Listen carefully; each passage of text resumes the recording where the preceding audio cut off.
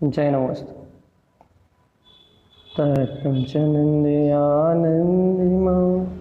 चेनिनन्दशः परमितत्पदवेन्दितं नम्योऽसीत् शोभा। गुरुवेशे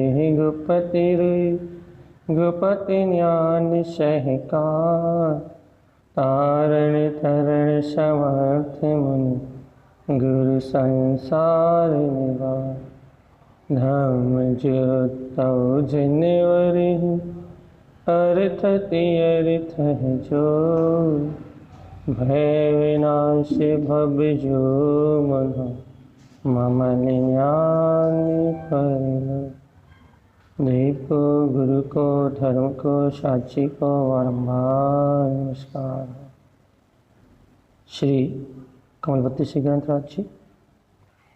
तत्त्वं च परं तत्त्वं परमप्पा परम भावदर्शी परं जिनं परमेष्ठि नमाम्यहं परं देवदेवस्य। बोलिए आचार्य प्रवर सद्गुरु संत तारण तरणमलाचार्य जी महाराज की जय।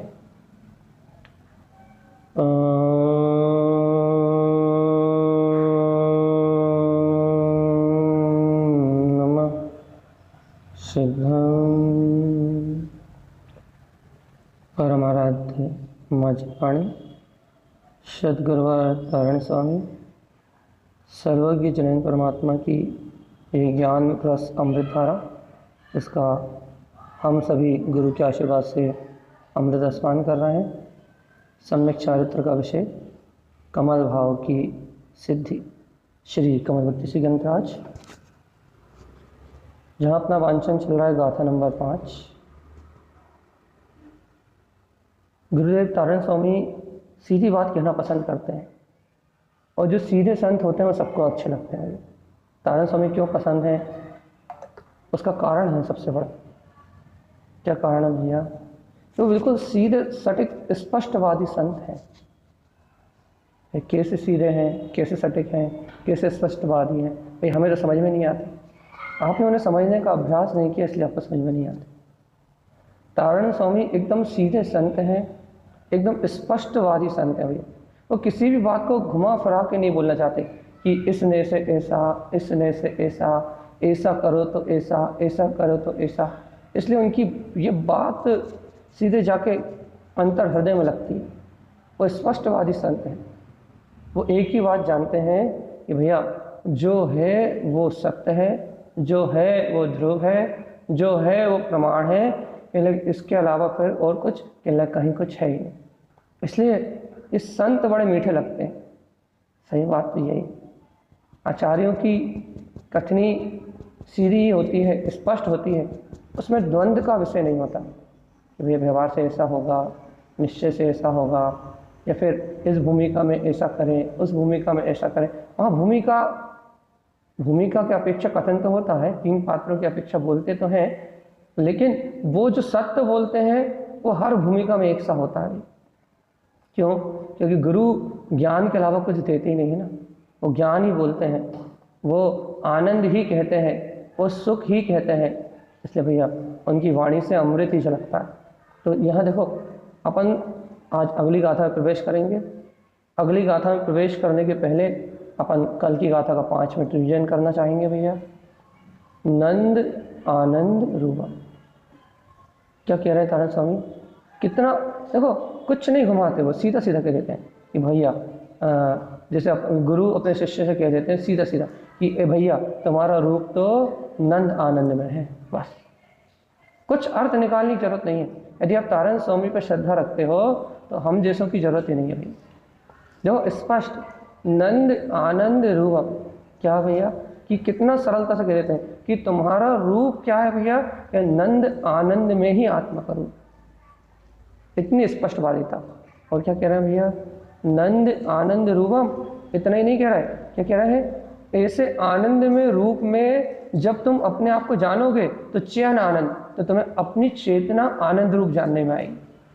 अब भैया गुरु महाराज तो ऊंची भूमिका की बात कर रहा है, वो तो चिदानंद की बात कर रहा है, लेकिन अपन सरल भाषा में ले रहा है क्या, जैसे ही तुम अपने आनंद में रूप को अंतर हृदय से स्वीकार करोगे, तो तारण स्वामी ने कह दिया क्या भैया, चैन आनंद, तुम्हें अपने चैतन्य के आनंद का अनुभव होगा भैया, तुम्हें चैतन्यता में रस का अनुभव होगा, तुम्हें चैतन्यता के सुख का अनुभव होगा।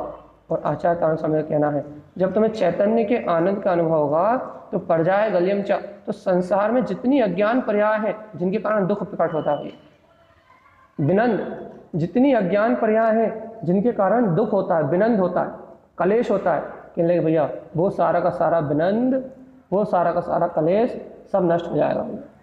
लेकिन कब नष्ट हो जाएगा भैया, कैसे नष्ट हो जाएगा, जब आप आनंद में स्वभाव को स्वीकार करोगे। ये सरल सी बात है गुरु महाराज की, अब समझ में नहीं आ रही अपने को तो अपन मूर्ख हैं, तारण स्वामी ने सटीक मार दिया।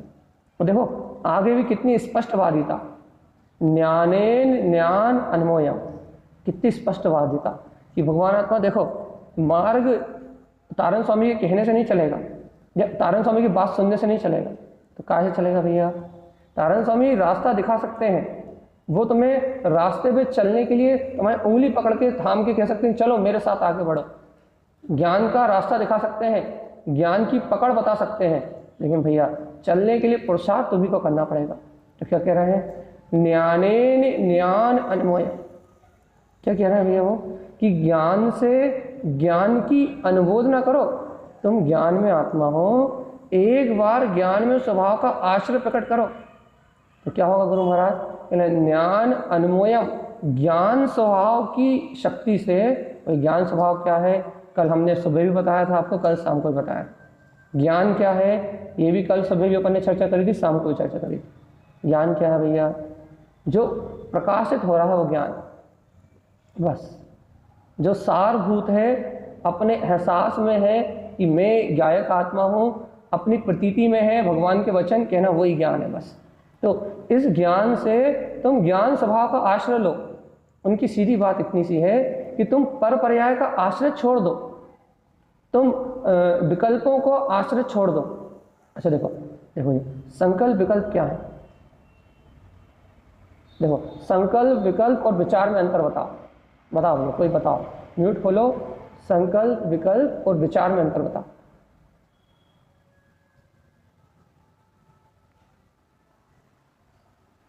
जल्दी से बता दो मुझे कोई, संकल्प विकल्प क्या है और विचार क्या है, दोनों में कोई अंतर है क्या नहीं।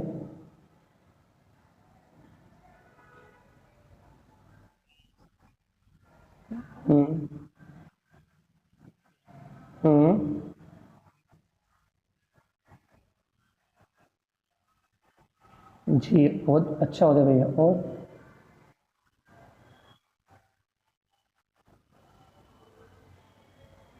मैं करूँगा, ये पूरा होगा, ये हो गया विचार, बस यहाँ थोड़ी सी गड़बड़ है, बाकी आपने दोनों बात बहुत सटीक कही।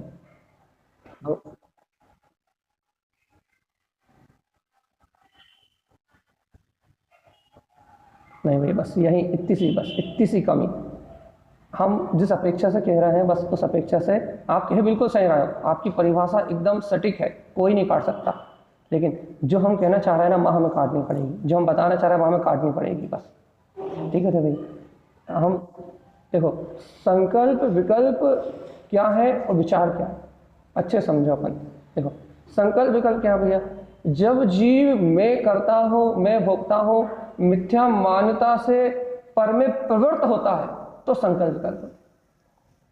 और विचार क्या है भैया, विचार तो भाव की चलने वाली, मन की चलने वाली एक संस्कार प्रणाली है, जीव तो उसका ज्ञाता है, विचार तो सबको चल रहा है भैया, अविचार कोई नहीं है। जब तक निर्विकल्प ध्यान नहीं है, जब तक शुक्ल ध्यान नहीं है, तब तक साधु को भी विचार, विचार से मन वचन काय की योग की संक्रांति का नाम क्या बोलते हैं, विचार है। शुद्ध ज्ञान की संक्रांति का नाम विचार है।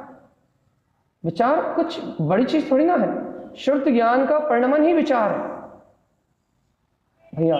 शुद्ध ज्ञान का जो परिणमन है वही विचार है, और पूरे धर्म ध्यान विचार में है, पूरे धर्म ध्यान का जितना भी प्रारूप है वो विचार में है भैया। शुक्ल ध्यान का पहला ध्यान भी विचार में है, भैया कौन सा? पृथक वितर्क भी विचार में, एकत्र वितर्क से अविचार चालू होता है भैया।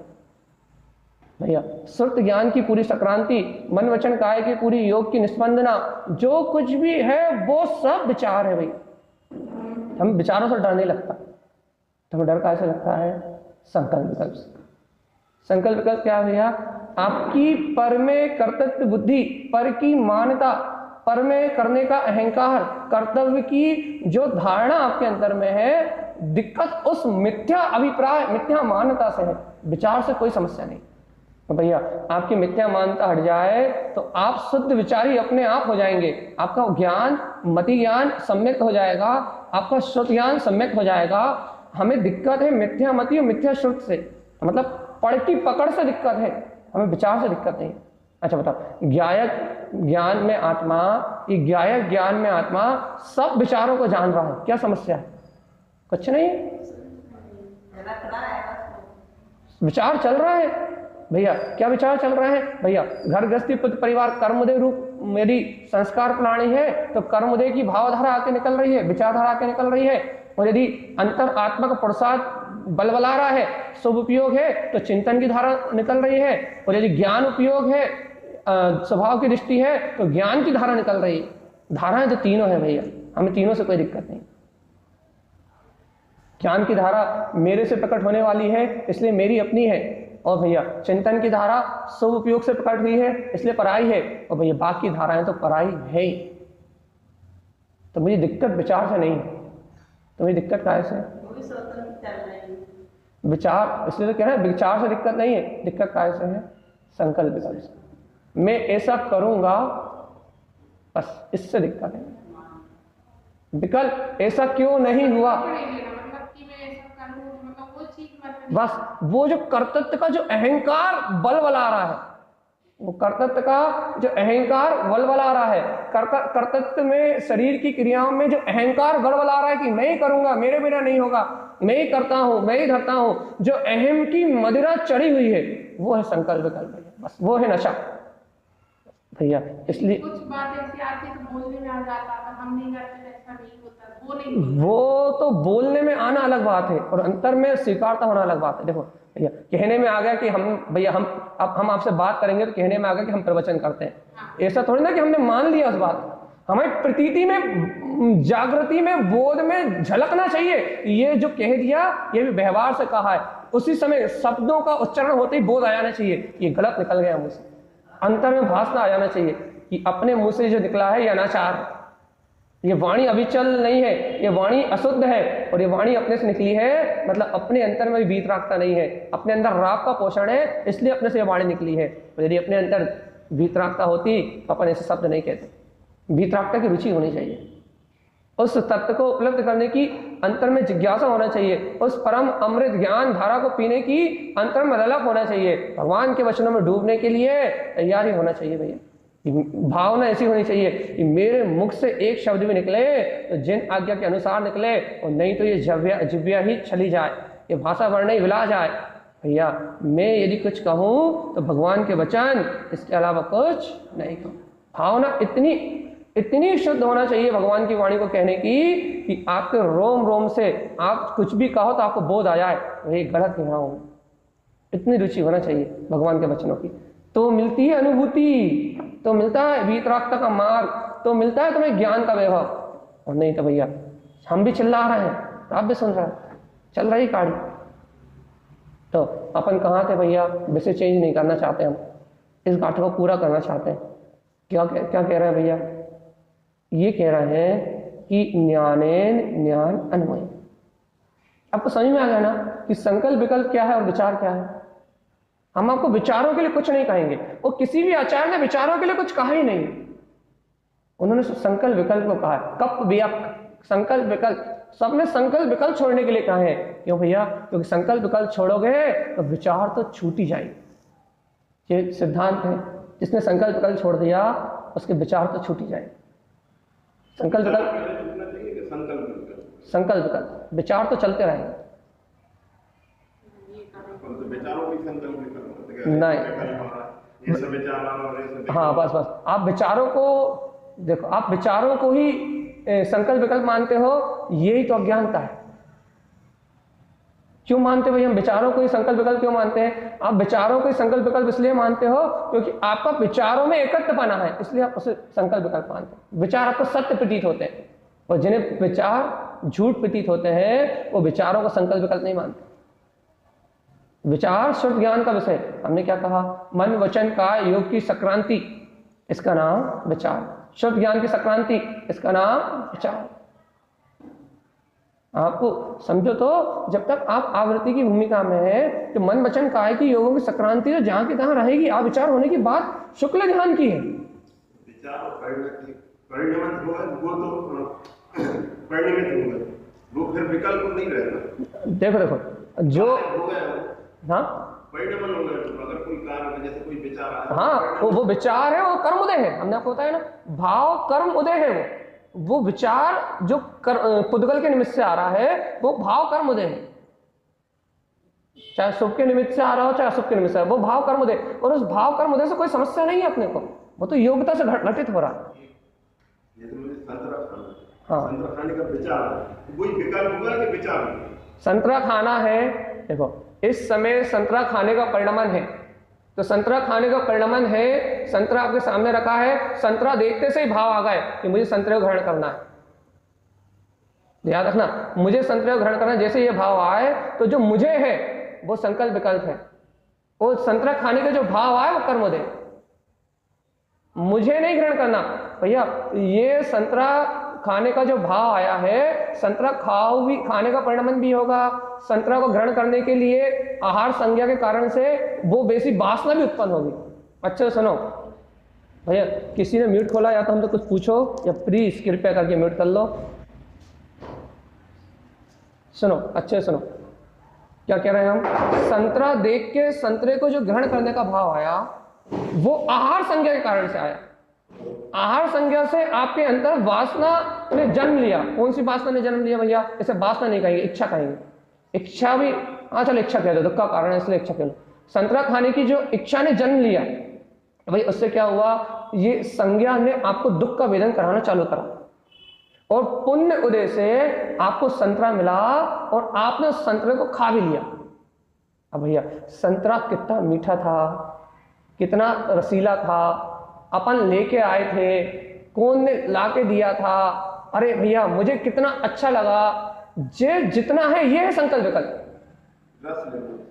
उसमें अपनेपन की मान्यता होना, वो संकल्प विकल्प। मैंने किया, मुझे मिला, मैंने खाया, मेरे लिए था, उसमें एक में खो जाना, उसमें खो जाना, और अपनी अंतर आत्मा गायक भाव को भूल जाना कि ये संतरे का परिणमन था। संतरे का सामने आना भी परिणमन था, संतरे को ग्रहण करना भी परिणमन था। मैं तो जान रहा था और देख रहा, बस इसको भूल जाने का नाम संकल्प विकल्प। और बाकी सारा परिणमन हो रहा है, विचार आ रहा है, लेकिन यदि आपको अपने ज्ञान में आत्मा की सूरत है तो भाई विचार है, विचार से अपने कुछ नहीं बिगड़ेगा, बस खत्म। जब पुण्य उदय में संयोग में था तो हो गया परिणमन, और संयोग में था तो हो गया, अपन करते धरता है ही नहीं। अब ये कोई हमसे कहे भैया ऐसे स्वच्छंदी नहीं हो जाएंगे, भैया यदि कोई ये प्रश्न कर ले हमसे तो हम उसे उठा के भगा दें यहाँ से, बैठ ना दे। क्यों भैया?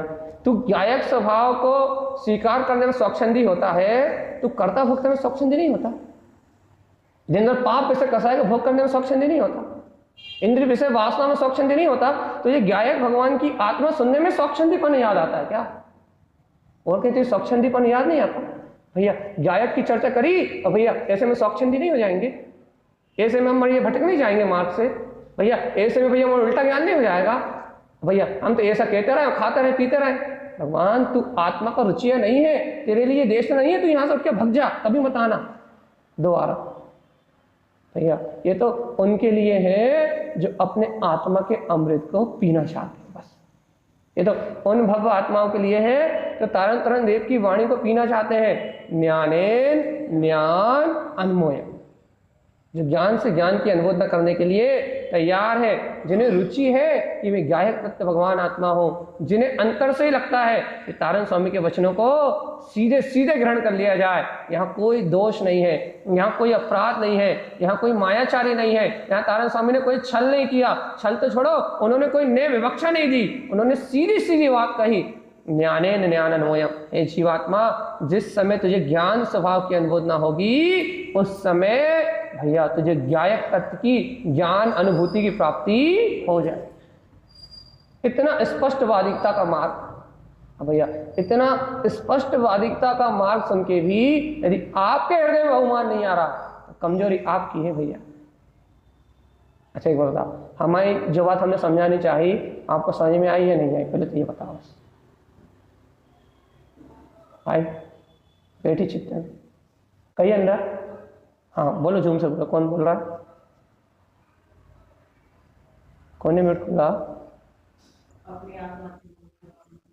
हाँ चैतानंद।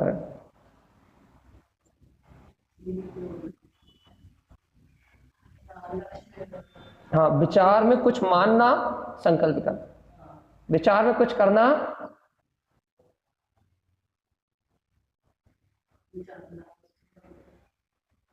विचार में भैया देखो, विचार में मन वचन काया तो बह ही रहा है। अब मन वचन काया के बहने को आप बहाव मानोगे तो आप संकल्प विकल्प मान लोगे भैया। आपकी श्रद्धा बह गई, आपका अंतर का स्मरण बह गया, आप उसमें खो गए, कर्तव्य पने का अहम चढ़ गया, आपको जोर चढ़ गया कर्तव्य का, तो संकल्प विकल्प। और कर्तव्य का जोर नहीं चढ़ा, मैं भोगता हूं ये जोर नहीं चढ़ा, मिथ्या मानता और अहंकार का नशा नहीं हुआ आप में, आपको ये याद रहा कि ये सब झलक रहा है और मैं जान रहा हूं, तो फिर विचार, और नहीं तो संकल्प विकल्प नहीं। विचार दुख का कारण नहीं है, संकल्प विकल्प दुख का कारण। ठीक है, भगवान आत्मा यदि ये बात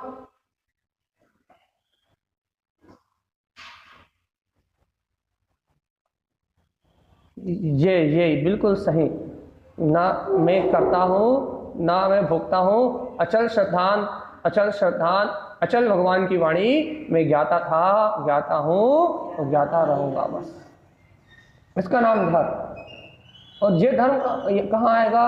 आप इसे चारित्र से नहीं तोलना, ये पहले आपकी श्रद्धा में, आपके एहसास में आएगा।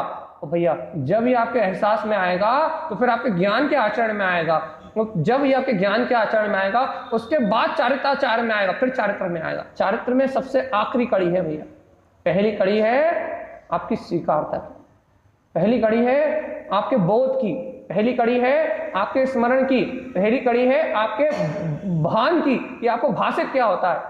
संकल्प विकल्प विचारधारा आपको क्या भाषित होता है? यदि आपको विचारधारा भाषित होती है तो नियम से आप ज्ञानी हो, यदि आपको संकल्प विकल्प भाषित होते हैं तो आप नियम से अज्ञानी। भैया दुख संकल्प विकल्पों से होता है, विचारों को दुख का कारण नहीं कहा, संकल्प विकल्प को दुख का कारण। कौन? हाँ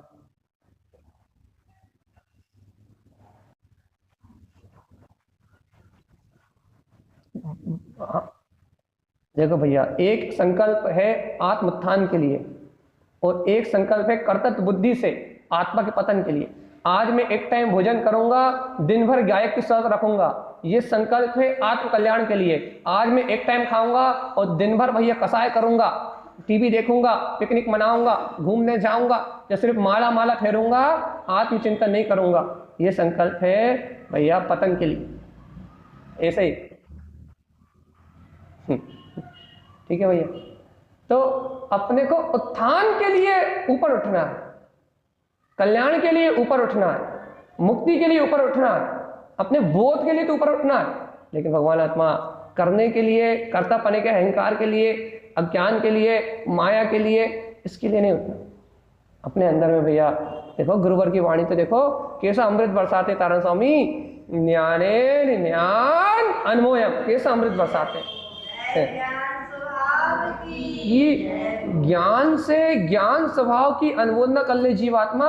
एक बार तू इन संकल्प विकल्प से परे ये विचार जो धारा चल रही है इसका ज्ञाता होके, इनका गायक होके एक बार तू स्वीकार कर ले कि मैं तो ज्ञान में ज्ञानी, ज्ञान स्वभावी भगवान आत्मा हूं। एक बार ऐसे सत्य का, ऐसे तत्व का स्वीकार कर ले तो अनमोयम ज्ञान, ऐसे ज्ञान स्वभाव का आश्रय प्रकट होते ही कम क्षिपणम च, सारे के सारे काल क्षय हो जाएंगे। इतनी सरल बात तारण स्वामी ने कही, और इतनी सरल बात, इतनी सीधी बात, यदि गुरुदेव की ये बात अपने को समझ में ना आए तो अपने से बड़ा मूड कोई नहीं है भैया। अपन तो किनारे पे पहुंची हुई नहीं, पार लगी हुई नहीं है, समझो। तारण पंथ मिला, गुरुदेव की वाणी आपको मिली और तारण स्वामी का ये मंगल में उपदेश मिला, तो भैया किनारे पे पहुंची नहीं है, नहीं पार लगी हुई नहीं है। पार लगी हुई नैया को भी यदि कोई, भैया पार लगी हुई नैया है तारण पंथ, ये मोक्ष मार्ग का ही नाम तारण पंथ है, ये अपनी पार लगी हुई नैया है। अब पार लगी हुई नैया को भी कोई वापस नदी में धक्का दे दे और वो डूब जाए तो कुछ नहीं कर सकते हैं। लोग कहते हैं किनारे पे पहुंची नैया, हम कहते हैं पार लगी हुई नैया, किनारे पे पहुंची नहीं, पार लग गई, जो नदी से ही बाहर निकल गई, जो किनारे पे आके खड़ी हो गई, बंदरगाह पे आके खड़ी हो गई, अपनी भूमि पे आके खड़ी हो गई। लेकिन भैया ऐसी पार लगी हुई नैया को भी यदि कोई पानी में धक्का दे दे तो कोई क्या करे? कोई ना स्वीकार करे तारण स्वामी की बात तो कोई क्या करे? तारण देव के अनमोल रहस्य को कोई खुद ना समझना चाहे तो कोई क्या करे? पार लगी हुई नहीं है भैया, बिल्कुल अर्थ है, एकदम सार है, सार का भी सार है, एकदम प्योर निकाल के दिया तारण स्वामी ने, एकदम प्योर माल निकाल के दिया, पूर्ण आत्मानुभूति को एकदम सार रूप में निकाल के दिया है भैया। ऐसे सारभूत तत्व को जान के भी तुम्हें ये असार, तुम्हें ये असार संसार, ये झूठा संसार अच्छा लगे, अपने से बड़ा भूत कोई नहीं। इस सार को जान के भी ये तुम्हें असार संसार की रुचि बनी रहे, अपने से बड़ा अज्ञानी और कोई नहीं भैया। जागना ही एकमात्र उपाय है, चेतना ही एकमात्र उपाय है, अपनी सुध रखना ही एकमात्र उपाय है, अपने में अपना बोध यही जीने का तरीका है। जीना चाहते हो तो एक बार चैतन्य को स्वीकार करके जियो भैया। विचारों को आने दो, विचारों से तुम्हारा कोई घात नहीं है, विचारों से तुम्हारी कोई हानि नहीं है भैया। बस विचारों को आने दो और जाने दो। उनसे कुछ बोलोगे तो दिक्कत है, उनमें कुछ मानोगे तो दिक्कत है, उनमें कुछ पकड़ोगे तो दिक्कत है, उनमें अच्छा बुरा मानोगे तो दिक्कत है। यदि कुछ नहीं मानोगे तो धारा आ रही है तो जा रही है। अपन तो जान रहा है, जानना काम है, और अपन अपने को जान रहा है, पर को जानने की कोई बात ही नहीं है। इसलिए कहते हैं जिन्हें स्वभाव की रुचि है उन्हें तत्व अपने आप ग्रहण होता है। यदि आपको स्वभाव की रुचि है ना तो आपको तत्व अपने आप ग्रहण होगा। कैसे ग्रहण होगा भैया? स्वभाव की रुचि होने के कारण से आप कहीं भी चले जाओ, आपको अंतर में धधक, उसे क्या कहते हैं, दुख का है, अंतर में दुख बनी होगी। अरे ये क्या हो रहा है, मैं तो स्वभाव, ये जो आपको अंदर में धड़क या दुख का हो, आपको समझ में आ जाए, इसलिए दुख शब्द नाम दे दिया हमने। जो आपको ये कहो, क्या कहें, दूसरा नाम क्या दे हम इसे? एहसास को हम नाम दे चुके, दूसरा क्या नाम दे? खटका बना रहा है। जब आपको अंदर में खटका बना रहा है तो आपको अमृत अपने आप ग्रहण होता है, अपने आप तत्व ग्रहण होगा, अपने आप, उसकी रुचि के कारण से, उसकी जिज्ञासा के कारण से। इसलिए रुचि को परम पुरुषार्थ कहा है। अपन ने कल दोपहर में कौन सी दीप्ति की चर्चा करी थी? क्रांति रमण दीप्ति की। आज रुचि प्रिय दीप्ति है शायद, आज अब दोपहर में चर्चा करेंगे, देखना क्या आनंद। देखो अंतर में गुरु महाराज क्या कह रहे हैं, ऐसी रुचि बनी रहे, ऐसी अंतर की ललक बनी रहे, ऐसी जगमगाती हुई अपनी अंतर की ज्ञान धारा, अर्थात अपने बोध बना रहे हैं कि अपन तो गायक है, अपन तो गायक है, अपन तो गायक है, अपन तो गायक है, या अपने में ज्ञान के अलावा और कुछ है ही नहीं। भगवान आत्मा, इसलिए भगवान एक बार अपने को स्वभाव की रुचि लग जाए तो फिर कहीं कुछ है ही नहीं। अपने आप अमृत ग्रहण होता है, चलते फिरते, उठते बैठते, सोते जागते, खाते पीते, एक बार तत्व का श्रद्धान जाग जाए तो ज्ञान अपने आप ग्रहण होता है। इसलिए कहते हैं एक बार सम्यक दर्शन होने के बाद तो उससे उल्टा भी चलेगा तो वो तुझे मोक्ष ले जाए। अपने आप ग्रहण होता है, ग्रहण नहीं करना पड़ता, अपने आप ग्रहण होता है। अच्छा, 7वें नर्क के नारकी को सम्यक दर्शन होता है, बता उसे कितना क्षयोत्सव याद आता है, कितनी जिनवाणी पड़ता है वो हमें। वहां कुछ नहीं पड़ता, बस उसे भगवान के वचन स्मरण में आते हैं और सिर्फ इतनी सी प्रतीति आती है कि देखो मैं सुख स्वरूप हूं और ये सारा होने वाला दुख मुझसे भिन्न है, इतना सा विचार, बस खत्म कहानी। इतनी सी प्रतीति के बल पे उस साधु नरक में 33 सागर में कुछ 8 अंतर मुहूर्त कम, इतने समय तक सम्यक दृष्टि रह सकता है। 8 अंतर मुहूर्त है, 6 अंतर मुहूर्त है, संख्या याद नहीं है, 8 या 6 के बीच में है, बस इतने समय तक सम्यक दृष्टि रह सकता है भगवान नर्क में। तो भैया अपन संगी है, पंचेंद्री है, वीतराग स्वरूप को जानने वाले हैं, गुरुओं की वाणी को सुनने वाले हैं, शैलेंद्र भगवान जो जगत के नायक है, मोक्ष मार्ग के नेता है, उनके वंशज है अपन। तो भगवान जी अपने को क्या दिक्कत है? अपन तो तारण स्वामी के शिष्य है भगवान जी, अपने को क्या समस्या है? तो ये गाथा पूरी करना, अगली गाथा में जाना मैं जल्दी से, आप तो जल्दी से बता दो। ज्ञाने ज्ञान अनमोल हो रही है, नहीं हो रही है अनमोलना? अंतर आत्मा कह रही नहीं हो रही, कह रही कि वास्तव में यही सत्य है। बस यदि अंतर से एहसास रूप ये बात अंतर से निकल रही है तो अनुमोदना हो रही है। और कम क्षिपणम च नियम से भी अनुमोदना हो रही है। अनंत अनंत कर्मों का आश्रय वंश चल रहा है और पूर्व में डले हुए 600-700 सारे कर्म 6 हो रहे हैं, थोड़े बहुत भी नहीं। अंतर मन से हो, अंतर हृदय से हो रही है, तो सब कुछ हो रहा है। चेतन आत्मा यदि अंतरात्मा नहीं भीग रही तो फिर भैया हमने कहा श्रोता नहीं सरोता। आपने सब बुद्धि के संरक्षण के लिए सुन रहा हो, मेरी बात सुन के किसी और को सुनाओगे, किसी और की बात काटोगे, कहीं नए विवक्षा में उलझ जाओगे, कहीं भैया कहीं उलझ जाओगे। अब श्रोता नहीं सरोता मत बनो भैया। हमें सरोता, हम खुद सरोता नहीं बनते, हम किसी की बात कभी नहीं काटते। और भैया अपन को सरोता बनना भी नहीं है, अपने को सरोता नहीं बनना भैया, अब तो अच्छा श्रोता बनना है। हम भी गुरु महाराज की बात सुनते हैं, आनंद से सुनते हैं, और जो सुनने में आता है कोई आपको सुना देते, बस इतनी सी तो बात।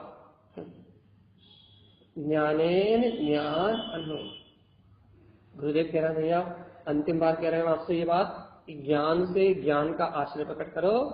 अनमोल ज्ञान, और ज्ञान का आश्रय प्रकट होते ही, ज्ञान में रमणता प्रकट होते ही, कम क्षिपणम चा, सारे के सारे कार्य क्षय हो जाएंगे और ये जीव आत्मा इस चतुर्गति की यात्रा से छूट जाएगा।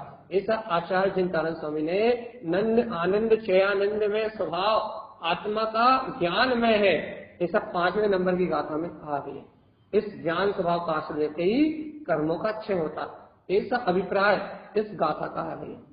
यदि ये अभिप्राय अपने चित्त में जाए, अपने चिंतन का विषय बने, तो आपका और हमारा सबका कल्याण हो। और भैया अपन सब करते रहे और गुरुदेव की वाणी का ये अभिप्राय ना जान पाए तो अनंत काल से भटक रहे थे और भटकते रहेंगे। ठीक है, अब अपन चलते हैं अगली गाथा की ओर भैया।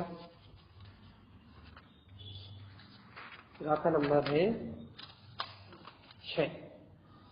देखो तारण स्वामी, आप ना, हम क्या करें, तारण स्वामी का नाम मुख से निकल रहा, लेकिन हर उनकी गाथा देख के ऐसा लगता है कि उनके लिए क्या कह दो, क्या कह दो, उनके लिए क्या कह दो, क्या कैसा बहुमान कर लो। देखो तारण स्वामी की बात देखो, कम सहावम क्षिपण, उनमें कितना कितना दम है उनमें, हमें तो ये समझ नहीं आती। ज्ञान में कितना शोर होता है, कितना वीर होता है, ज्ञान में कितना बल होता है, ज्ञान की कितनी शक्ति होती है, इसका मापदंड नहीं लगा पाते हम गुरु महाराज की इन गाथाओं को सुन के। जिन कर्मों से पूरा संसार थर-थर कांपता है, तारण स्वामी कहते हैं कम साहबम कृपणम, अरे भैया जी कर्म का स्वभाव तो क्षय होने का है।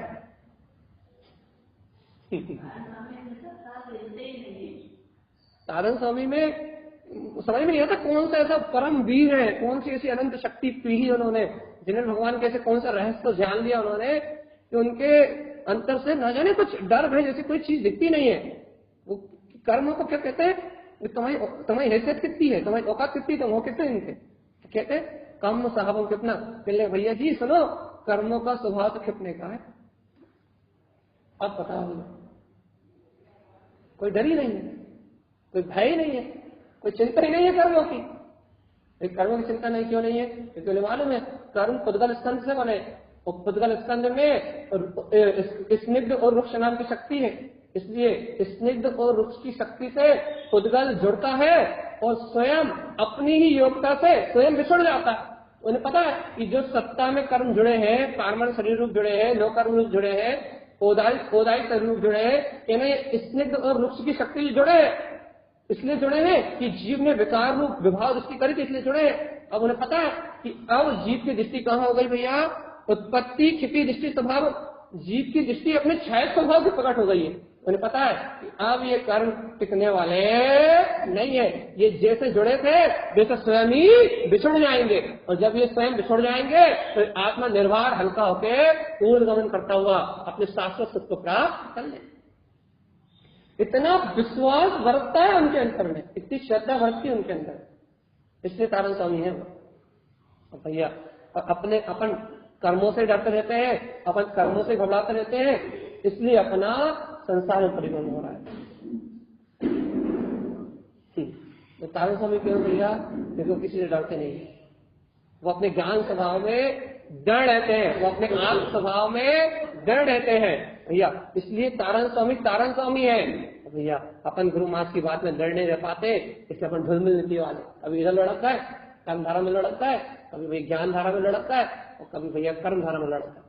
अपनी श्रद्धा अचल नहीं हो पा रही, इसलिए अपन अपने जीवन में उतार चढ़ाव है, और तारण स्वामी की श्रद्धा अपाट है, इसलिए उनके जीवन में उतार चढ़ाव नहीं।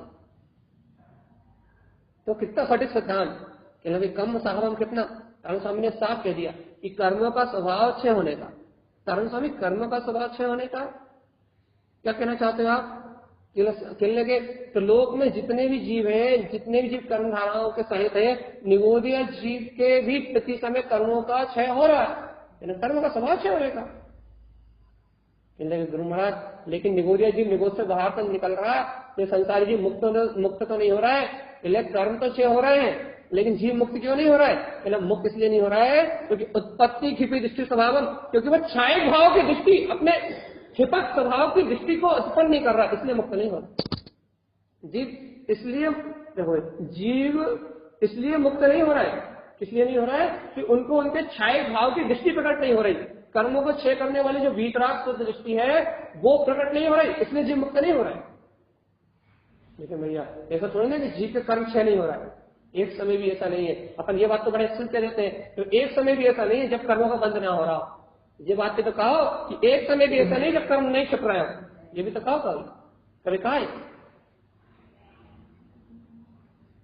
ऐसा ही बताओ, अगर कोई एक व्यक्ति ऐसा बता दो तो ऐसा कहता हो, सब ये कहते हैं भैया एक समय भी ऐसा नहीं है जब कर्म बंद ना हो रहा। हमें कोई एक व्यक्ति ऐसा बता दो जो ये कहे कि एक समय भी ऐसा नहीं है जो कर्म क्षय न हो रहा है। ये सब व्यक्ति तो बताओ, ऐसे लोग मिलते ही नहीं, सब कर्मों के नाम पर रोने वाले मिलते नहीं। कोई कर्मों से निडर निर्भय तारण स्वामी जैसा कोई मिलते ही नहीं है जो कोई कह दे कि कर्म सहावा क्षिपणा, कर्म का स्वभाव 25 समय क्षय होने का है। भैया क्षय हो रहा है तो खाली क्यों नहीं हो रहा है? खाली इसलिए नहीं हो रहा है कि तुम्हारी दृष्टि क्षिपक छायक भाव पे नहीं है, तुम्हारी दृष्टि अपने आत्म स्वभाव पे नहीं है, तुम्हारी दृष्टि में अपना ज्ञान नहीं है, अपना दर्शन नहीं है, अपना अनंत दर्शन, अनंत ज्ञान, अनंत वीर, इसकी ओर तुम्हारी दृष्टि नहीं है, तुम्हारी दृष्टि निज की ओर नहीं है। इसलिए तुम संसार से खाली नहीं हो रहा, रीत नहीं रहा तुम्हारा संसार। और यदि भैया तुम्हारी दृष्टि इस स्वभाव को हो जाए तो कर्म तो क्षय हो ही रहा है, और वो क्षय हो इसलिए रहा है बस कि तुम मुक्त होने वाले, तुमसे छूट रहा है। और तुमसे नहीं छूट रहा है, कर्म तो कर्म से छूट रहा है, कर्म तो कर्म पिंड से छूट रहा है। बस तुम्हारी दृष्टि वहां से हट गई तो बस तुमसे हमेशा के लिए अलग होगा, और तुम्हारी दृष्टि उनसे नहीं हटी तो अनंत काल से उनसे बंधे थे और अनंत काल तक बंधे रहोगे। बंधन दृष्टि का है, कर्मों का नहीं। ये बात समझ में आती है नहीं भगवान आत्मा? बंधन दृष्टि का है, बंधन मानता का है, बंधन कर्मों का है ही नहीं। आचार्यों ने जब ये कर्म वर्म की परिभाषा लिखी ना, बाद में जो विद्वान पंडितों ने ये कर्म की परिभाषा व्यवहार से, उपचार से लिखी, और उपचार की परिभाषा को जीवन सत्य मान लिया।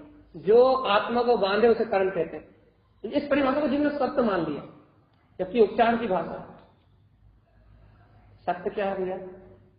जीव की मिथ्या मानता को बंद के, जीव के मोह का नाम बंद है। जीव ने उपचार कथन को सत्य मान लिया, सत्य है द्रव्य प्रमाण कह दिया और बस फिर लगे गोरख धंधे में। खाई गोरख धंधे में भैया, कर्म को हटाने के गोरख धंधे में लग गए, कर्म को हटाने के गोरख धंधे में लग गए, शुभ क्रिया करने लगे या भैया और कुछ करने लगे या कुछ और करने लगे कर्म को हटाने के लिए, कर्म के गोरख धंधे में उलझ गए और आत्मा को भूल ही गए। और ये तो भूल ही गए कि बिना आत्म सत्य को स्वीकार किए एक कर्म भी क्षय होने वाला नहीं है। इस बात को तो भूल ही गए, इस बात को तो स्मरण नहीं है। बिना अपने निज चेतन आत्मा को स्वीकार किए बिना, अपने ध्रुव ज्ञायक तत्व को स्वीकार किए बिना एक भी कर्म हिलने वाला नहीं है। मतलब हिलने वाला नहीं, मतलब अनादि मिथ्यात्व रूप जो प्रकृतियां हैं वो कभी क्षय होने वाली नहीं है। हर जीव को कर्म की चर्चा अच्छी लगती है, किसी को गैर की चर्चा भी तो अच्छी लगे, अब भी अनुभव हो जाएगा। लग रही नहीं लग रही? गायक भगवान आत्मा की, अपने अंतर में विद्यमान अपने गायक तत्व की ये चर्चा अच्छी लग रही, लग रही?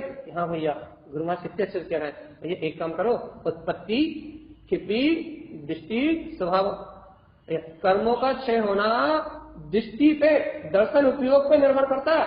आपकी दृष्टि यदि अंतर की ओर है तो सारे के सारे कर्म से आपकी आत्मा खाली हो जाएगी, तो नहीं तो क्षय हो ही रहा। आप चाहो या नहीं चाहो, कर्म तो क्षय हो रहा है भैया। ऐसा वस्तु का स्वभाव है, अच्छा लगता है नहीं लगता? ऐसी वस्तु की व्यवस्था अच्छी लगती नहीं लगती? या फिर ऐसी अच्छी लगती है भैया मैं लाठी डंडा लेके जाऊंगा और कर्म को मार के भगाऊंगा तो कर्म क्षय होंगे, ये अच्छा लगता है? या फिर अपन तो ज्ञान में ज्ञान आनंद विलस रहा है, ये कर्म तो अपने आप, ये अच्छा लगता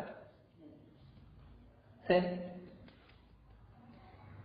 चलिए बताओ, मैं तलवार, तीर, तमंचा, लाठी, चाकू, भाला, सारी सेना, रथ, हाथी, घोड़ा, पैदल, विमान, हेलीकॉप्टर, मिसाइलें सब कुछ लेके जाऊंगा और कर्मों को मार के भगाऊंगा, ये अच्छा लगता है? कैसे?